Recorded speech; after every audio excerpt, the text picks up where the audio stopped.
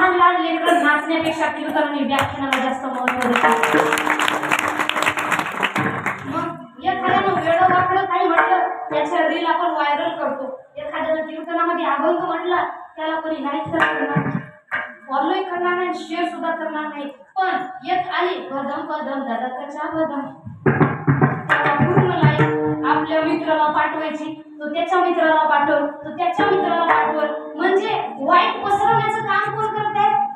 आपण एखादा लहान मुलगा आहे अभंग जर म्हणत असेल, किती त्याचं कौतुक करावं आपण, याचं कोणी कौतुक करणार नाही. पण त्या नाचलेल्या बायासोबत एखादी मुलगी नाचली, काय तिचे रील व्हायरल करतात, ही बघा ही नाचली, किती सुंदर नाचली, तिच्यापेक्षा छान नाचली. म्हणजे वाईट पसरवणारा कोण आहे? आपण आहोत. मग जर त्या गोष्टीला जास्त वाव मिळत असेल आणि या ठिकाणी येणाऱ्याला कमी किंमत मिळत असेल, तर आपल्या लेकरांचं स्वप्न हे इकडे येण्याचं असेल का तिकडे जाण्याचं असेल? साहजिक आहे, इकडे जास्त वाव मिळाल्यानंतर तिकडे सर्वांना जावं वाटेल. मग आपल्या गोष्टी वाढवणं, आपल्या गोष्टी चांगल्या गोष्टी शेअर करणं हे सुद्धा चांगल्या व्यक्तीचं कर्तव्य आहे. मग चांगली लेकरं जर आपल्याला आपल्या पोटी पाहिजे असतील, तर आपल्याला सुद्धा आपल्या लेकरांना चांगले संस्कार द्यावे लागतात. म्हणून मुलांना सुद्धा संस्कार द्या, मुलींना सुद्धा संस्कार द्या. मुलींना नेहमी सांगते की मुलींना चंद्रासारखं बनवू नका. कुणी यावर म्हणावं, you are so beautiful, so elegant, just looking like a wow. आपल्या मुलीला चंद्रासारखं बनवू नका. कुणी यावं म्हणावं, तू किती सुंदर आहे. आपल्या मुलीला बनवायचं असेल तर त्या तळपत्या सूर्याच्या किरणासारखं बनवा, ज्यानं वाकडी नजर करून पाहिली त्याची नजर क्षणात चुकवण्याची ताकद तिच्यामध्ये असली पाहिजे.